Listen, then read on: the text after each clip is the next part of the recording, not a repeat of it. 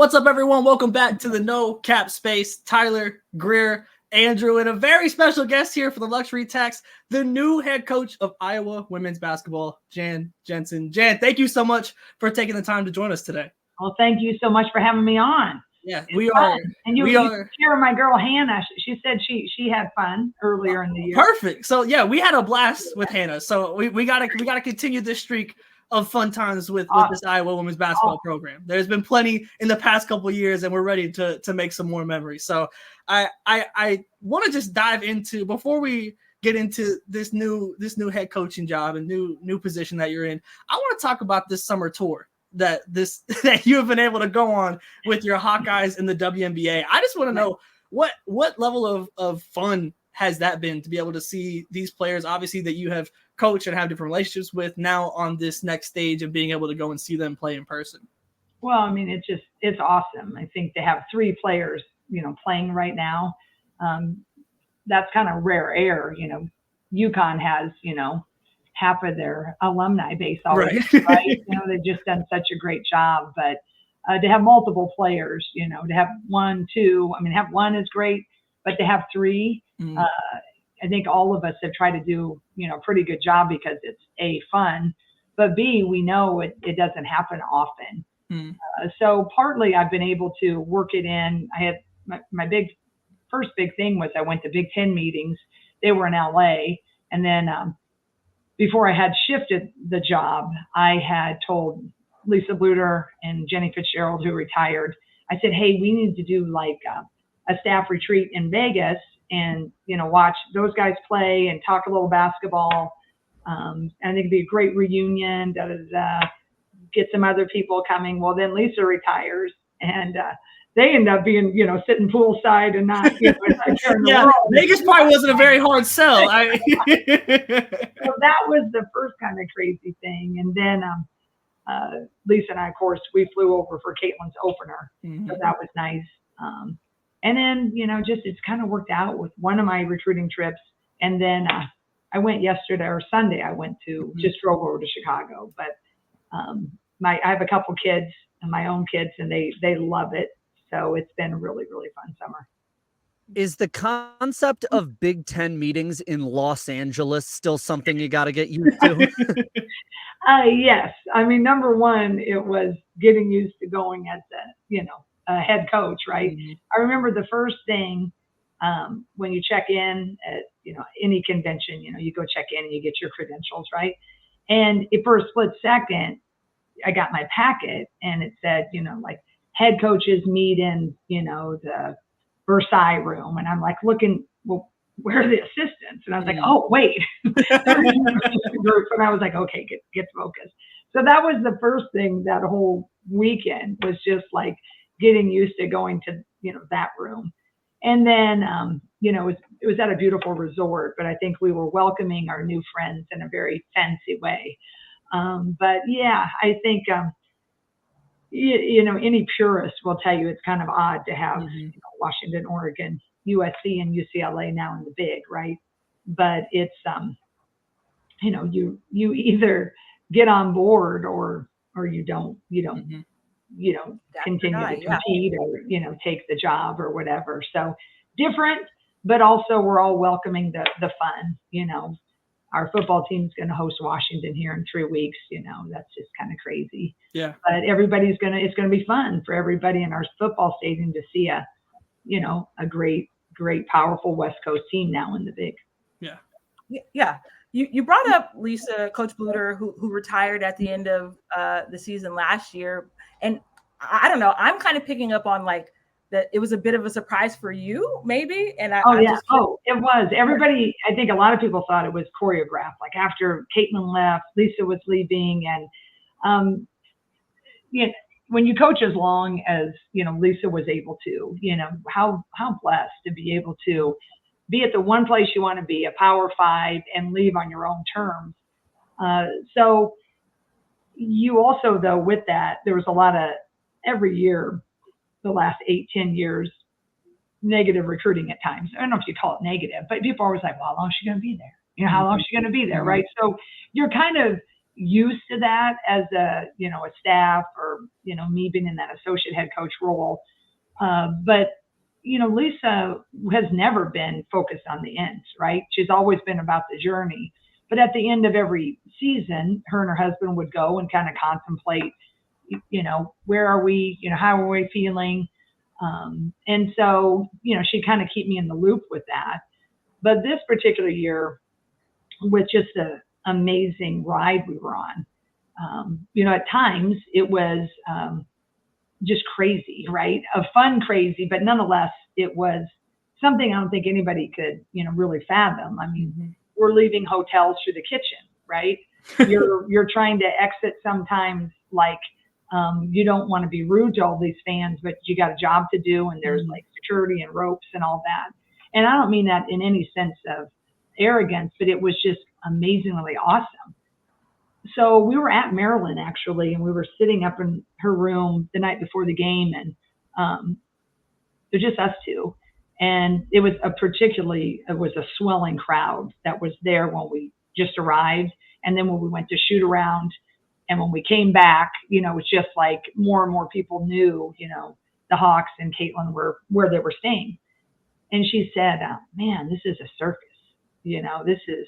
And then we said, but in the best sense. And we started to break down the circus, right? Way back in the old days when the circus came to town.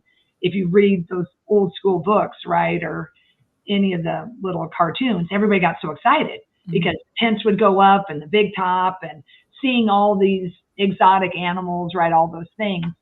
And then we had talked about, wouldn't it be, we're on this amazing ride, but now, after Caitlin and that orbit leaves, is going back and doing it. We usually have 4 people try doing in double figures and going back kind of the old fashioned way, right? And we're talking about the fun both ways. And so, then we just for a second, we're thinking, okay, who we got coming in and all that thing. So it wasn't like that conversation that night wasn't like, well, I hope we go win the Big Ten again, and I hope we go all the way because I'm retiring. It was all future focused, right? So then when the run was so fun, and then we went on the wooden, award tour with Caitlin, and then with the draft and all the things, it got pushed back, right? And so I think by that time, nobody was thinking about, anybody retiring. But when Lisa went on vacation, I think the sweetest thing she said when she came back and told myself and Jenny actually was, she said, it just dawned on me, I just want to be a mom. Her son is a senior at Grinnell College here in Iowa. It's a high academic school. They score a lot of points. Yeah. And he's a 3-ball shooter. And every coach will tell you, it's not a complaint. It is just facts. You watch everybody else's kids play more than your own. And you don't really see a lot of the morning YMCA leagues for your little guys when they're 6, 7, 8. You don't see their high school stuff much. You try to recruit around it, but if Caitlin Carr's playing the same night as your son, and you don't have any time to see, one or the other, you gotta make, usually that decision. So it just became clear. So long-winded, but I really like to say that because I think so many people were trying to use that in recruiting. Oh, she's not going to be there. But really, she really didn't know until the end. Was there a moment that you had where, the circus, like you first became aware of the circus, right? Because I feel like traveling with Caitlin was kind of akin to traveling with like a rock star or a movie star for a little while. What was the first time over her 4 years where it dawned on you personally that this is not just a really good player that we are traveling with, like this is someone entering a cultural icon status that is something we have not experienced before as coaches? Yeah.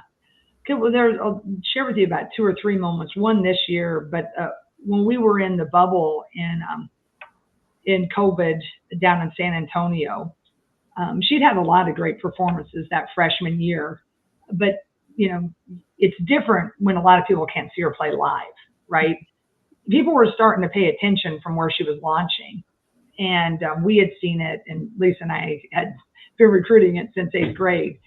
But we beat Kentucky, and the manner in which we beat Kentucky, and the way in which she was just amazingly awesome. Mm-hmm. And the pizzazz and the confidence she was showing at the end. We ended up getting beat by Connecticut in the Elite Eight at that thing, or whatever. I can't remember, whatever the next round. No, it was Sweet 16, I think. Can't remember what it was. But anyway, you knew, like, when the lights were on, I mean, we talked, like, when people start to see this, if she continues to do what she just did against Connecticut, we hadn't seen that, right? So that was one moment. And then her sophomore year, she had a moment at Michigan that was pretty amazing. She scored, like, I don't know, crazy points from distance. We were down and pulled us within 3. We lost, but that's when I think Sports Centers went crazy because she single-handedly was nuts. Mm-hmm. So then she kind of, it started to swell. But this particular year, it was right away when we went down. We played Virginia Tech in an Allied Challenge in Charlotte. Yeah. And when we pulled up to, that was the first road game or maybe the second game. When we pulled up, it was the first time we'd seen, like, autograph hounds, right? Mm-hmm. The dudes that don't look legit, but they also don't look not legit, right? Like, what are those dudes doing, right? Yeah. And then you're kind of like, what? And she's like, what? Kind of, because we had a lot of autographs, but it was different, and a whole bunch of people, 20, right? We're just getting in, like, we hadn't really done a whole lot. I mean, just early in the year, coming off the Final Four, yes. But then when we left, every time it just got bigger and bigger. And that's when it just felt different. And then when we left, it was so packed to go play at Virginia Tech. Even that early, we went through the kitchen. And then we went through a side door. And that's kind of like, what the rock stars do. And again, it was just fun to be part of it. It's not like, oh, gosh, that's going to happen all the time. It's just an acknowledgement that was unique and different and most of the time fun. Yeah. And there were a lot of those moments, and there were a few even the year before, but I think it started pretty early this year with that Charlotte game. Yeah. I want to go back because you are a rock star in the state of Iowa. Hey. You are a basketball legend in the state God of bless Iowa. my mother. My mother would agree with you, but she's up in heaven telling all the angels. But she would, other than that, that's a loose term of the definition. But I mean, Although I do like rock stars. Like tell me if I have this wrong, but I read that you averaged like 66 points per game as a senior in Iowa. That would be accurate. There you go. See, don't sell yourself short, Jen. That's iconic status, Am I? There's that old school game, but it did have a lot of offense. It's basically 2 games of 3-on-3, and that I was a scorer or shooter. Shooters, they were called forwards. Defenders were called guards. And the whole game, you were either a shooter or forward, or you were a defender or a guard. And the thing that is amazing is that people really did raise their hand to be a defender for the whole game. No one would, think that would be. Maybe not anymore. But it really was like that up until. But yes, I digress. You are accurate. I did score a lot of points. Never met a shot I didn't like. We had our roles. Hey. We had our roles. So I was going to say that sounds like it tracks, right? So I actually did have a question about this because, within our Legendarium series, so much of the Title IX discussion was about this move from 6-on-6 to 5-on-5. But Iowa was one of the states that bucked that trend post Title IX as long as possible. And you graduated in 87. I believe it was like 84 that the first high schools in Iowa started moving from 6s to 5s. Right. How different is the game when you are used to playing 6s your entire life and then you go to 5s? And the second part of this question is, how much did that style of offensive strategy for 6s lead to this unbelievable, like, big to big passing and fast break type of offenses that we see originate at Drake and Iowa specifically? I think while we were growing it, Lisa, myself, and Jenny, we were all 3 of us native Iowans. And I don't think we understood maybe that subconscious, knowledge or bias to how we felt offense should be played, right? but I think it probably played a role in it because we all were pretty accurate scorers. And we all believe that most people enjoy a very pretty basketball game that is fun to watch. And I believe that the majority of people that watch like to watch the ball go in the basket. Although I do believe in Pat Summitt, I think made the whole famous thing, offense sells tickets, but defense wins championships. I do believe that is very true. And I do believe we need to play better defense at times over our era. But I also believe that pretty basketball and scoring the ball is much more enjoyable than a real physical, in your face, hammering you, not a foul type of defense. Mm-hmm. But that's what makes basketball so fun. We can debate what's fun and what isn't. Right. In the state of Iowa, when you played 6-on-6, it was always about scoring. You couldn't, for example, one of the rules, if you were a scorer on 3-on-3, the forward, you could hold the ball out. If you were outside the paint, if you just held the ball out in front of your opponent, if she slapped it out for a steal, even if she hit all ball, it was a foul. Mm. You couldn't, it just couldn't, you couldn't, if you were dribbled it, you could hit it. Yes. But it's if you're in the paint, then you could be physical. But it was you would never see what we see now in the WNBA. I mean, I have a very big opinion about the WNBA. I do not know why it has turned into, and the NBA too, it's slugfest and physical and it's so totally just punching in the post and grabbing, and it slows it. We're fouling all the time. It just isn't real pretty. I think we should call it a little tighter and just let that offense flow. But that's me. When you go back to the roots of 6-on-6, also when you scored, if you made it, the ref would take it and he'd throw it, and it was usually a he, down to the half-court ref who'd throw it to the other game of 3-on-3. Oh, wow. So it went real fast. So we were going so you could watch scoring.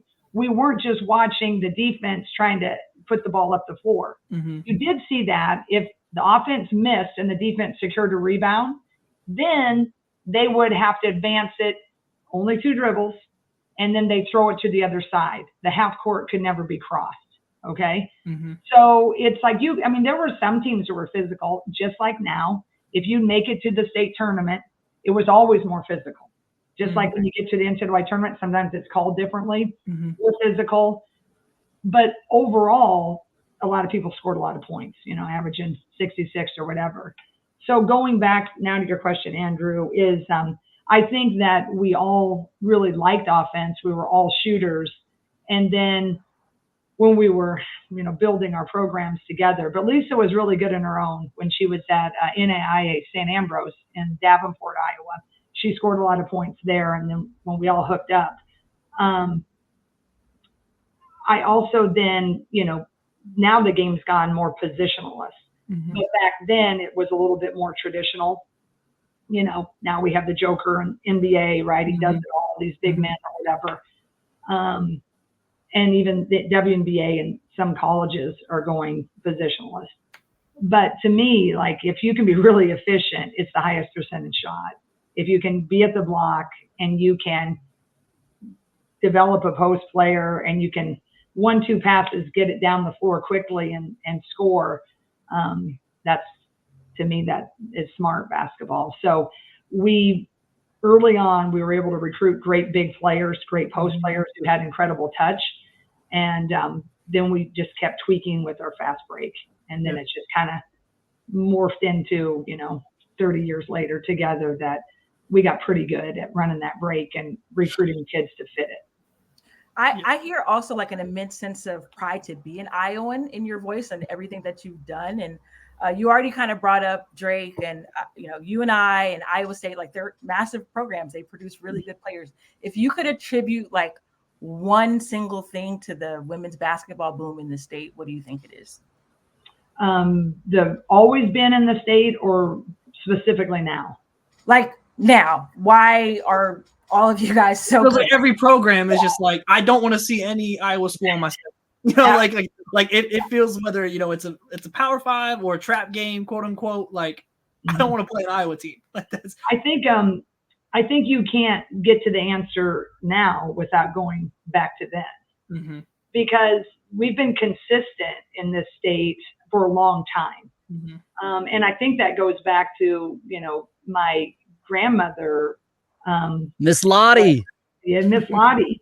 I don't know if I should go get it, but I wish I could turn my camera around. I don't know if I can or not, but I have her 1921 trophy and the actual game ball. It's over. I'm looking over there with it. But way back, Iowa was one of the few states that really sanctioned girls and encouraged girls in sport, albeit they were bloomers and a slower game. But anytime you have, the four mothers and four fathers that were, supporting something that a lot of the other states or other areas aren't, there begins to become a norm that was always accepted. And then as the years and decades wore on, we had this fundamental beginning where, well, yeah, girls played. Some pockets of Iowa didn't, right? Okay, so we were all doing our thing. They were doing their things in the 40s and the 50s and the 60s and the 70s and the 80s and 90s, and people weren't really, it was popular at the state tournaments. You couldn't get a ticket for the Iowa Girls State Tournament. So it was just always kind of successful. Well, then we have some really good coaches at the 4 state schools here and a lot at the smaller schools, quite honestly. So everybody was kind of taking care of the state. They were recruiting pretty good kids, you and I was getting who they were going to get, Drake when we were there, and now we're here, Iowa State. Everybody was getting good kids and having a nice level of basketball, right? So it was just kind of consistent. You had some good years and then some down years. But then when it all came together, our last decade to 12 years has been really good here. Yeah. We've had Megan Jensen, who backs up Asia Wilson now for the Aces. I will go to my grave believing that she was and is the best post player ever, pound for pound, inch for inch, of what she got out of her barely 6'3" frame, and how efficient she was. And she dominated. I mean, we got to the Elite Eight, and we finally hit Kalani Brown, who played with Baylor when Kim Mulkey had the national championship game. We just didn't have enough quite around Megan, and then Megan was going against that 6'7". But that's the only one. They still doubled, though. They still come with that double. I tell any young boy or young girl who wants to be a post player, if they want to fly here and meet her, she'll always meet them. But I always have watched that film. So we had that, and then we had Caitlin on the heels of that. Yeah. So our fan base and the state in and of itself was kind of following. Iowa State had some great years. So then enter a generational talent that, and now we'll get to your answer. To me, everybody debates it, and they all are like, why? I mean, how come? What, explain it. There's only 2 people in the world that do what Caitlin and Steph Curry do. That's it. Yeah. Name me anybody else. There's nobody else that does what they do from distance. We all love Steph Curry, and the women's game had a lot of great players. And I might get people upset at me here, but the reason that people started to pay attention was Caitlin was doing something that no other male could do. So the only reason everybody started to pay attention is because this girl was doing something phenomenal. Yeah. So then everybody's like, have you seen that? Have you seen that women's play? And like, no. What? Man, she shoots like Steph. What? No. Man, she does. You got to watch. Tune in. Lives up to the hype. And on top of it,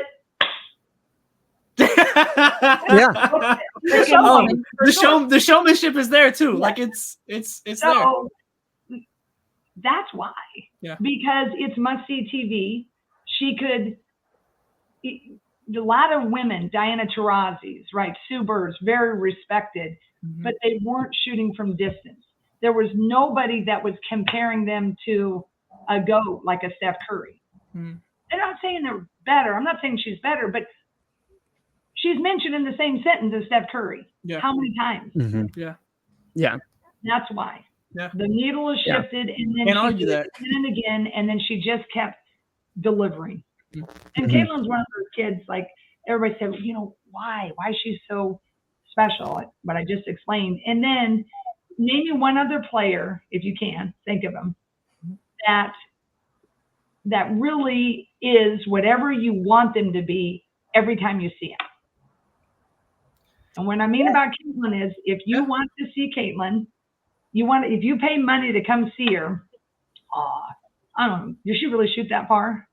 She's gonna make one, right? She's gonna at least make one. Yeah.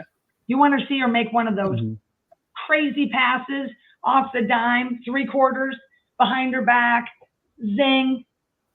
You're gonna see it. Yeah. You may not particularly like her, so you want to see her really come at the refs. She's gonna do it. She'll do that too. You may think, she's just gonna. I mean, I don't really like her attitude. Like, she gets on her teammates. She's gonna do that too, and she's gonna deliver and deliver and deliver. So I don't think there's been anybody as consistent. And really, the last two, she does. But when you really know her, when you come to watch her, what you didn't think that you liked about her, when you get to see everything that's not always on camera, when you catch anybody doing that one F moment or whatever, but the way she sees the game, the expectation she has of her teammates, the way she's constantly surveying and expects this, then you kind of understand, right? But I mean, I just admire her. I love her like a daughter, and what she's carried and continues to carry, and for the most part, how she delivers, I think is it's beyond really our comprehension. And I don't think we'll really break it down for years to come. Yeah. Oh, I do want to ask about that because, you know, Wright Thompson wrote, you know, within his holy tome about, you know, the Caitlin Clark experience at Iowa.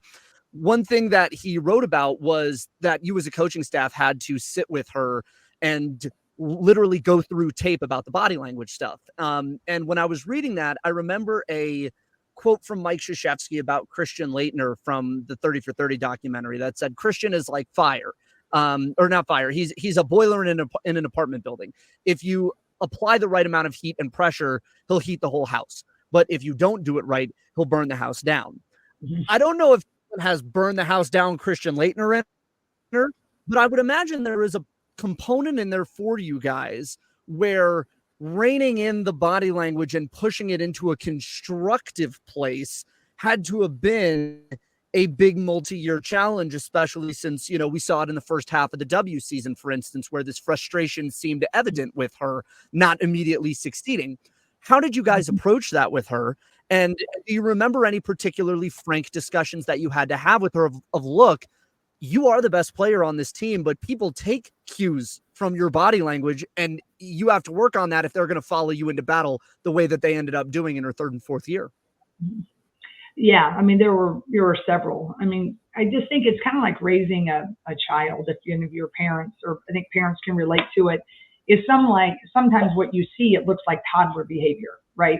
Is like you kind of have to keep telling them sometimes, and sometimes like you're going to reprimand right away, or sometimes you put them in timeout later, and all of those things you're constantly assessing as the coach. You know, she pushed and we stretched, you know, all of our knowledge and our experiences.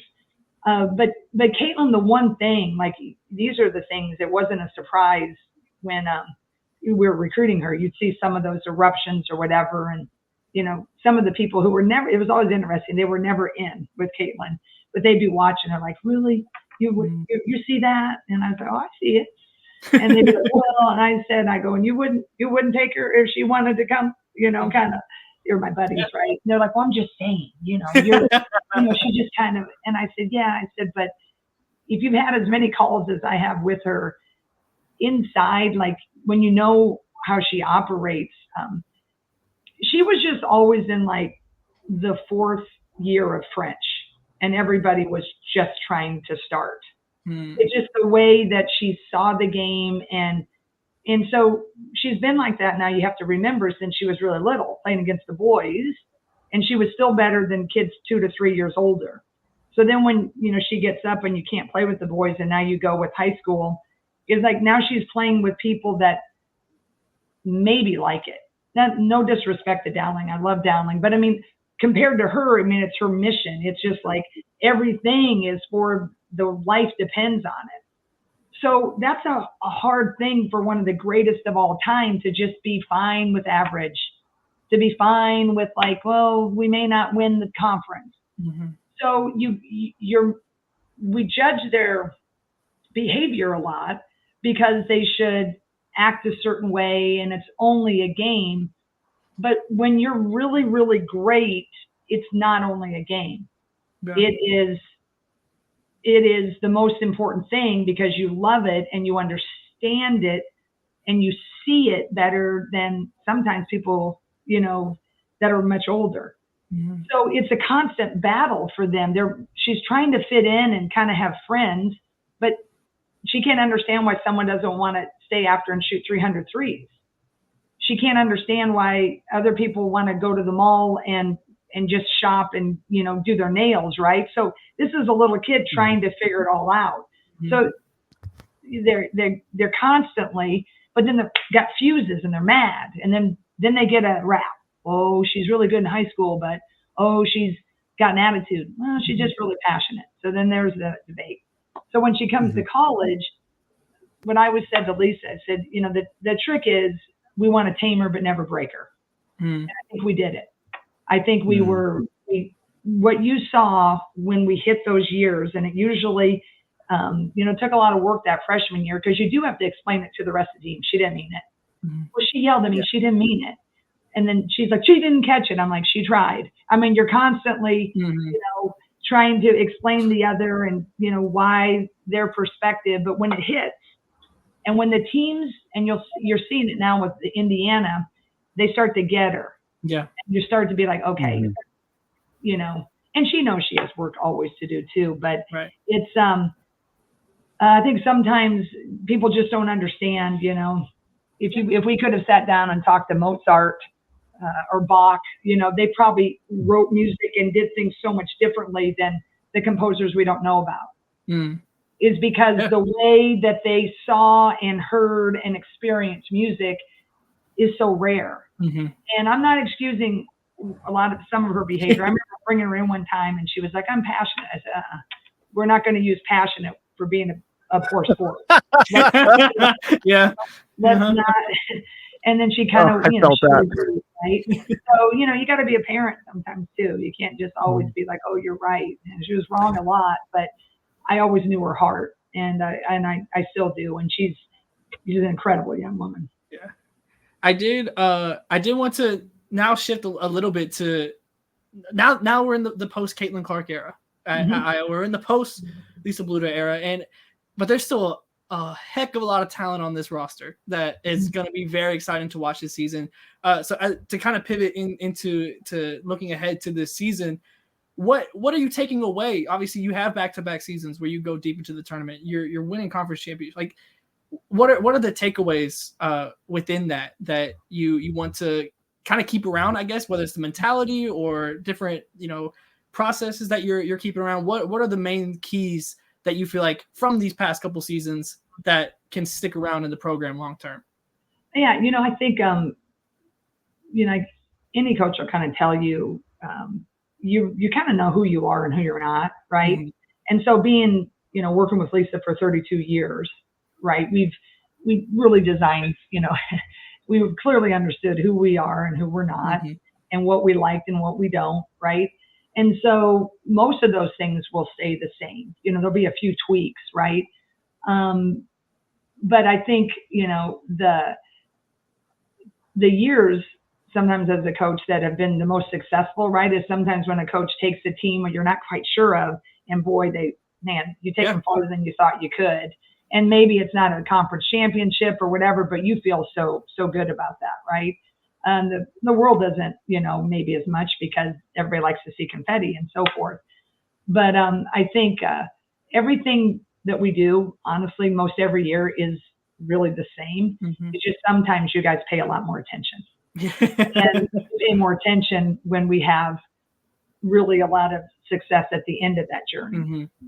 So I think that I'm fortunate is that I'm an experienced / older coach, Greer, a little older. Is that I'm pretty aware about the journey, and I so want more Final Four balls, and I'd love one more run at the end of the ladder, right? But I think the takeaway is what this program has always represented has been consistent. It's a high level of play. It's a high level character kid, and I think the way we play with a fun and a joy.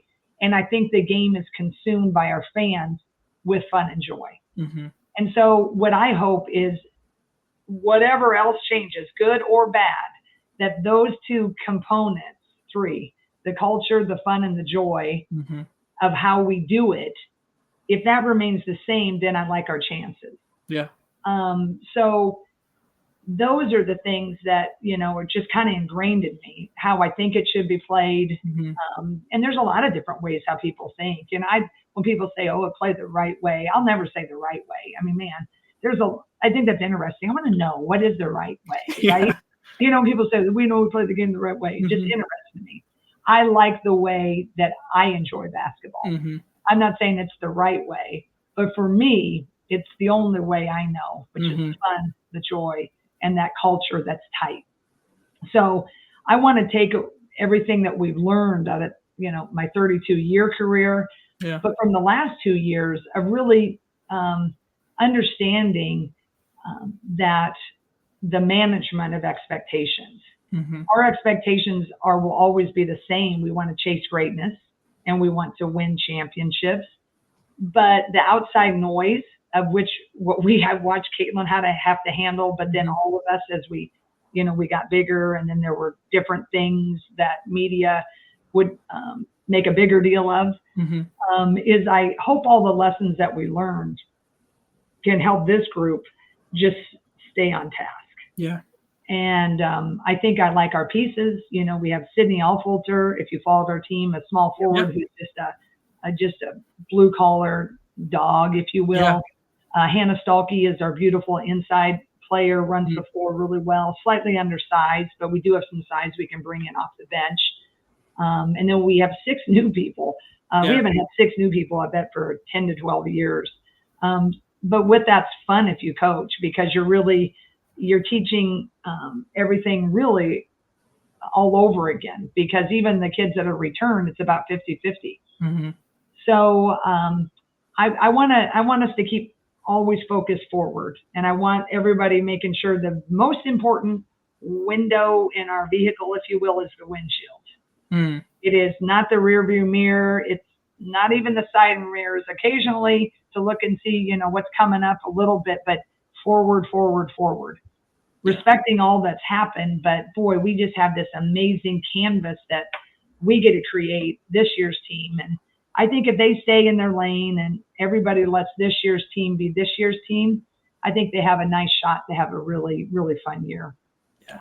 Speaking of this year's team, you guys got one of the top players available in the portal in Lucy Olson. And for those who aren't familiar, because she's coming from Villanova, which was a part of the Big East, Lucy is an incredible scorer. Talk about entertaining and having fun. That's a fun play as well, for sure. I watched her a lot with Villanova. And she's also played USAB 3x3 a ton, right? How has she kind of fit in already during summer workouts, and now obviously class has begun and stuff like that? How has she fit in with the Iowa program so far?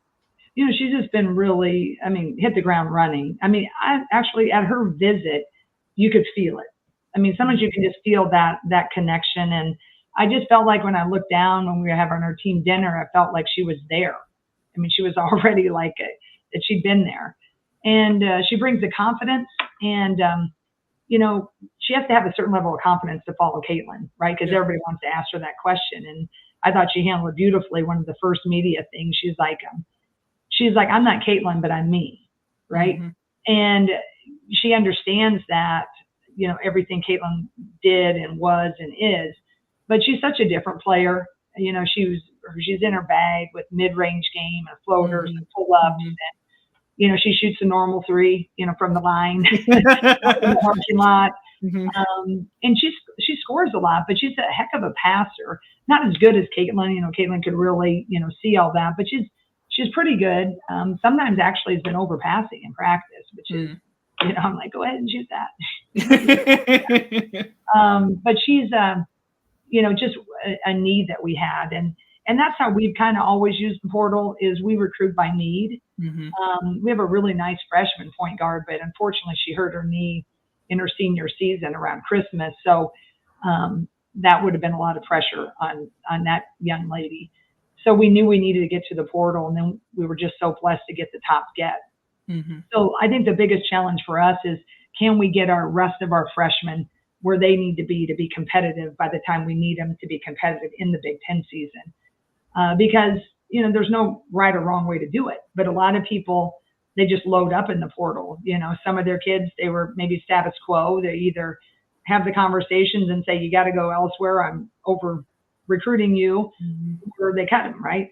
And so there's a lot of people that really loaded up some really good teams that added a one or two pieces from the portal. Yeah. And I think that's where the interesting thing is that, you can have a team, even if you develop your freshmen who are now sophomores, if a team loads up and they get, 2 or 3 other Power 5 juniors or a grad transfer, then all of a sudden that experience you think you have, you don't have it anymore, right? If you hit the chemistry right. Right. So I'm so thankful, because we needed that position with Lucy, and we got it. And she's leading beautifully. And I really like our other pieces. And, for as long as I possibly can, I want to do it for the long haul with my players. I think that's why a lot of people that weren't Hawk fans, I think they liked our teams the last couple of years, because they were together for 4 or 5 years. Yeah. They stayed. Kate Martin became Kate Martin after 4 to 5 years. Abby Marshall after 4 to 5 years. They grew into it. And to me, those teams will always be special to me, because it's uncertain if you can survive, especially with the new revenue sharing, doing it that way. Right. I'm interested as well with the portal specifically, because you do mention the chemistry aspect as well. Because it's very easy just to be like, yeah, this is the top player, this is the top player, and want to go get those players. How do you guys look at it from the personality aspect and the chemistry aspect? Because like I said, very easy to be like, you're a very good basketball player, but how do you look into like fitting the puzzle pieces in a personality way when it comes to work in the portal? I'm all about that to a fault. I'll go on. I mean, I have no problem taking a 3-star over a 5-star if I don't connect with the 5-star. I like my chances if I click, and if that value set to me has to match up. Yeah. I just have certain non-negotiables in players and in young people, how they view things, how they treat people, deep into their core. That doesn't mean they all have to sit around and be kumbaya and hug, and we're going to have lollipops and it's all great. But there's a certain standard that I believe is a Hawkeye standard, that I don't care what star they are. So I do a lot with that personality piece, and making them, really making inroads to make sure that who I think they are as a person is going to be pretty accurate when they get here. So I'm a big believer in that. I mean, these people are like your family. Yeah. I mean, you see them more than my kids most of the time. Yeah. And so winning is not that important to me, that I want to win and get championships, but really don't have a lot in common, or don't really enjoy the battles every day. And when we win, that those hugs aren't so meaningful. I never want it to be transactional. And I think we're at a point in this, the crossroads, if you will, of sport, that a lot of people, everybody's making a lot of money, and now we got to handle this revenue sharing. I think you're going to see a lot of compromising to keep jobs Yeah. to win. And then I think there might be a compromise that works out earlier, you know, but eventually if you lose sight to who you really are. So I don't know many things, but I know I'll never compromise that. There you go. Jan, we are. Yeah. Go ahead. I have one last question. Because you mentioned the new recruits that you have coming in, and obviously Addison Deal is such a major recruiting win, pulling a kid out of California of all places to come play for you guys. And naturally, when you get a player of that caliber right on the heels of Caitlin, the discussion, whether right or wrong, whether the play style is same or different, is it's going to be the next Caitlin, So how do you insulate a player like that, and some of your other guards on the roster for that matter, against the expectation from outside that the next Caitlin Clark is somewhere on this roster, and that they might put an expectation on themselves, like, I have to be this player. Now that you are the head coach, how do you handle that? Well, I think it's interesting with them. I mean, people have used Caitlin against us. They've used Caitlin, like, you don't want to go where Caitlin is. You don't want to, it's like, oh my gosh, like, I think Caitlin is just so, it's just funny what we hear with Caitlin. I think Caitlin is, and I tell this to all the great players, the number one player in the country, if she'd be sitting in my office, is there's just one of those, and there's one of you, right? Right. It's like, I think what's great is that, you can see what Caitlin could accomplish here, right? But the same, I think every team's makeup is so different from year to year, and it's all about that chemistry piece and trying to get kids that believe in our mission. And we talk a lot about that. And I think that partly, our success with Megan helped us get Caitlin. And now with the Big Ten expansion, it's really helpful for us because now our blueprint is bigger. So now, used to be like, if you're trying to recruit a kid on the coast, we seem so kind of foreign, but now we're out there, right? We're going to be playing at USC, UCLA, up in the Northwest. So I think it was just kind of a nice, natural fit for us. But with the Caitlin effect is, we recruit it positively, but just where it should be recruited, because she's so proud, so rare. So proud that she went here and we can accomplish a lot, but she had to work really hard. We had to work really hard, and we're going to have to work really hard this year, and we're going to have to work really hard next year. And no matter what rank you are coming in here, you're going to have to work really hard. And if we work really hard, we're going to put ourselves in a position that maybe some good things can happen. But if you come in here with any other expectation other than working hard and know it can be possible, then I think you could have trouble, because there's no guarantee. Even Gino would tell you that at Connecticut, there's no guarantee. You can cut down the net that particular year. Yeah, absolutely. Well, Jan, we appreciate your time genuinely so much. Thank you for having me. And thanks for all you do for women's hoops. I'm looking forward to your Iowa thing, Andrew. There we go. So you hear right there. You. Here, right there. Be on the lookout for Legendarium. You can find the links to all of our stuff down below in the description. Substack, Twitter, YouTube, across the board. Jan, again, thank you so much for your time. We're so excited to see what this team looks like this season, and best of luck for this. Thank you. God bless you guys, and go Hawks.